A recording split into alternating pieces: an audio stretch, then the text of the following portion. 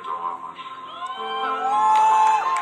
তুমি তোমার শেষ চিঠিতে লিখেছ, মাথা আমার ব্যথায় টনটন করছে, দিশেহারা আমার ফিলিংস। তুমি লিখেছ, ওরা যদি আমাকে ফাঁসি দেয়, যদি তোমাকে হারাই, আমি বাঁচব না। তুমি বেঁচে থাকবে প্রিয়তম বন্ধু আমার, তুমি বেঁচে থাকবে প্রিয়তম বন্ধু আমার।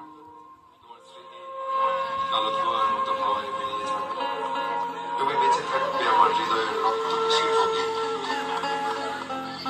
বিংশ শতাব্দীতে মানুষের শোকের আয়ু বড় জোর 1 বছর, আর মৃত্যু দড়ির এক প্রান্তে দোদুল্যমান শবদেহ আমার কাম্য নয় সে মৃত্যু।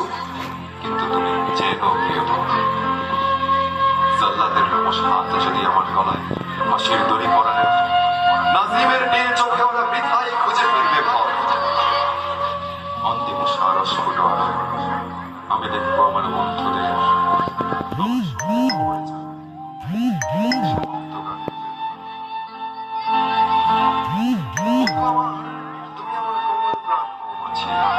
চোখ তোমার মধুর চেয়ে মিষ্টি। কেন যে তোমাকে লিখতে গেলাম, ওরা আমাকে ফাঁসি দিতে চায়, আর বিচার সবে মাত্র শুরু করেছে। মানুষের মনটা তো বোটার ফুল নয়,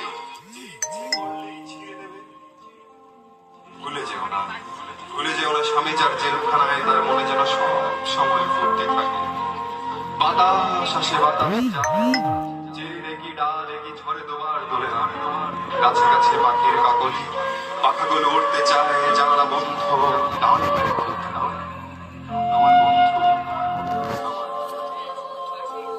তুমি তো জানো না কিছু, তুমি তো জানো না কিছু, না জানে আমার আমার সকল গান তবুও তোমার লক্ষ্য করে। যখন ছড়িয়ে যাব হেমন্তের ঝড়ে, পথের পাতার মতো তুমিও তখন আমার বুকের কোণে শুয়ে শুয়ে তোমার শরীর তাই নিয়ে এসেছে। তারপর মানুষের তাকিয়ে রাত্রি আর দিন তোমারে নিয়ে ছেলেকে কোন দিকে জানি না। হয়েছে মলিন চক্ষু এই ছিঁড়ে গেছি, ফিরে গেছি পৃথিবীর পথে হেঁটে হেঁটে। কতদিন রাত্রি গেছে কেটে, কত দেহ এলো গেল, হাত ছুঁয়ে ছুঁয়ে দিয়েছি প্রায় সব। সমুদ্রের জলে দেহ ধুয়ে নেওয়া নক্ষত্রের তলে বসে আছি, সমুদ্রের জলে দেহ ধুয়ে নেওয়া তুমি আসিলে কাছে।